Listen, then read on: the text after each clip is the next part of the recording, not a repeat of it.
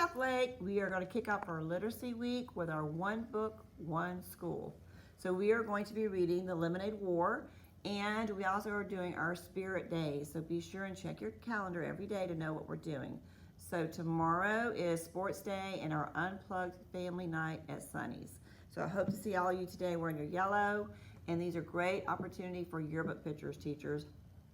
So tomorrow we will have our first trivia question from our story, The Lemonade War. The question will come from either chapter 1 or chapter 2. So listen carefully as I read chapter 1 and Mrs. Brock will read chapter 2. This yellow box will be in the lunchroom, and that will be where you drop your answers.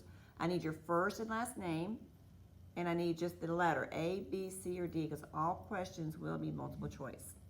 And another nice thing about our book is it starts with a vocabulary. Every chapter begins with a vocabulary word. So our chapter 1, let's get started. Our vocabulary word is slump.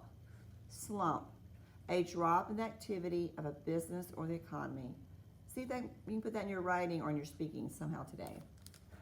Evan lay on his back in the dark, throwing the baseball up in a straight line and catching it in his bare hand. Thwap, thwap. The ball made a satisfying sound as it slapped his palm. His legs flopped in a V, his arms stretched up to the ceiling, and the thought that if he missed, he'd probably break his nose made the game just interesting enough to keep going. On the floor above, he heard footsteps, his mother's, and then a long, loud, scraping, groaning sound. He stopped throwing the ball to listen. His mother was dragging something heavy across the kitchen floor, probably the broken air conditioner. A week ago, right at the beginning of the heat wave, the air conditioner's mother's attic office had broken. The man from Sears had installed a brand new one, but left the old one sitting right in the middle of the kitchen floor. The Treskys had been walking around all week. Scrape. Evan stood up. His mom was strong, but this was a two-person job. Hopefully she wouldn't ask him why he was hiding in the dark basement, and hopefully Jessie wouldn't be in the kitchen at all. He'd been avoiding her for 2 days now, and it was getting harder by the minute. The house just wasn't that big. Evan had his hand on the railing when the scraping noise stopped. He heard footsteps fading to silence. She'd given up. Probably the heat, he thought. It was that kind of weather, giving up kind of weather. He went back to lying on the floor. Thwap, thwap. Then he heard the basement door open. Psh. Evan caught the ball and froze. Evan! Jessie's voice sounded echoey in the darkness. Evan! You down there?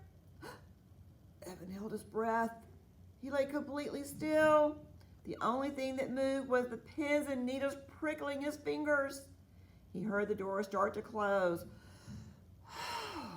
But then it stopped and opened again. Footsteps on the carpeted stairs. A black outline of Jessie standing on the bottom step with daylight squirting all around her. Evan didn't move a muscle. Evan, is that you? Jessie took one step into the basement. Is that... She inched her way toward him, then kicked him with her bare foot. Hey, watch it, would you? Said Evan, swatting her leg. He suddenly felt kind of silly lying there in the dark. I thought you were a sleeping bag, she said. I couldn't see. What are you doing down here? How come the lights are off?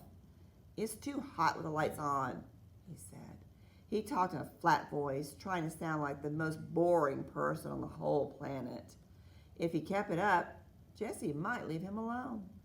Mom's back in her office, said Jessie, lying down on the couch. Working, she groaned as she said the word. Evan didn't say anything. He went back to throwing the ball, straight up, straight down. Maybe silence would get Jessie to leave. He was starting to feel words piling up inside him, crowding his lungs, forcing out all the air. It was like a chest full of bats beating their wings, fighting to get out. She tried to move the air conditioner, but it's too heavy. said Jesse. Evan tightened up his lips. Go away, he thought. Go away before I say something mean. It's gonna be a hot all week, Jesse continued, in the 90s, all the way up till Labor Day. Thwap, thwap. So what do you want to do? Jesse asked. Scream, thought Evan. Jesse never got it when you were giving her the big freeze. She just went right on, acting as if everything was okay. It made it really hard to tell her to bug off without telling her to bug off. Whenever Evan did that, he felt bad. So, what do you want to do? Jessie asked again, nudging him with her foot. It was a direct question. Evan had to answer it or explain why he wouldn't. He couldn't get into that. It was just too complicated, too hurtful. Huh? So, what do you want to do? She asked for the third time. Doing it, said Evan. Nah, come on. For real. For real, he said. We could ride our bikes to the 7-Eleven, she said. No money, he said. You just got $10 from Grandma for your birthday. Spend it, said Evan. On what? Stuff, Evan said.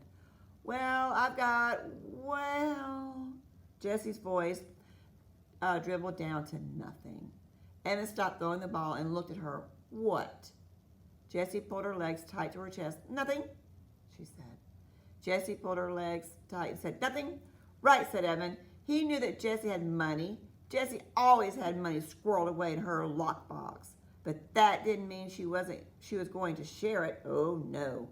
Evan went back to throwing the baseball. He felt a tiny flame of anger shoot up and lick his face. The whap! The whap! We could build a fort in the woods, said Jessie. Too hot. We could play a game. Too boring. We could build a track and race marbles. Too stupid. A thin spider web of sweat draped itself over his forehead, spreading into his hair. With every throw, he told himself, it's not her fault. It's not her fault. It's not her fault. But then he could feel his anger growing. He started popping his elbow to put a little more juice on the ball. It was flying a good 4 feet in the air every time. Straight up, straight down. Pop, pop, pop, pop. The bats in his chest were going nuts. What is the matter with you? Asked Jessie.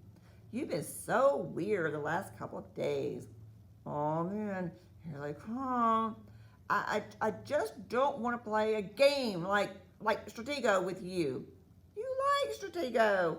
I only picked that because it's your favorite game. I was being nice in case you hadn't noticed.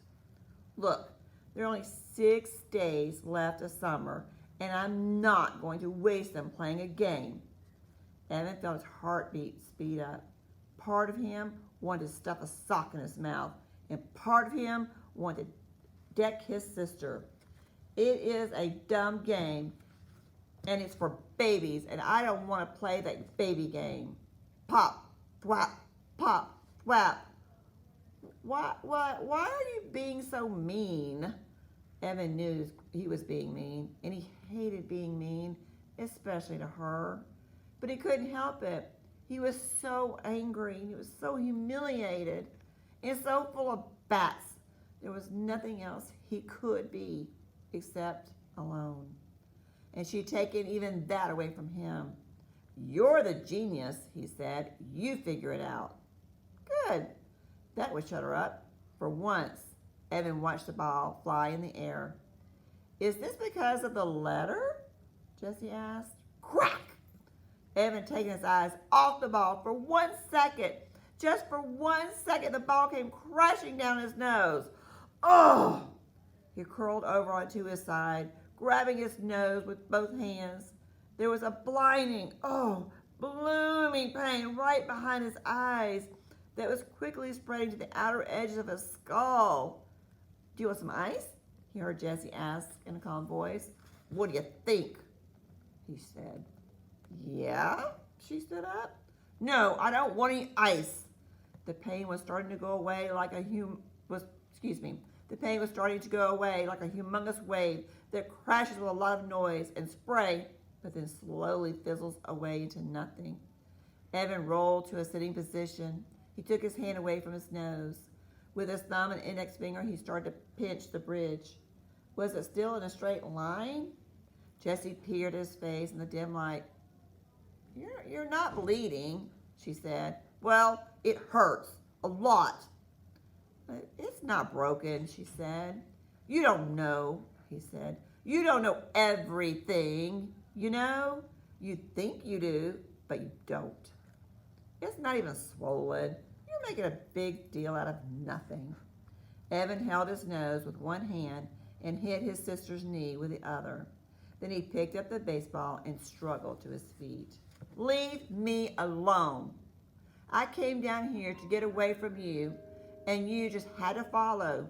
You ruined everything. You ruined my summer, and now you're going to ruin school. I don't like you.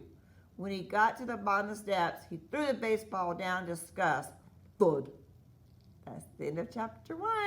Mrs. Brockwell will be reading chapter 2, so stay tuned. Look for the link for chapter 2 and tomorrow's trivia question. Happy One Book, One School, South Lake.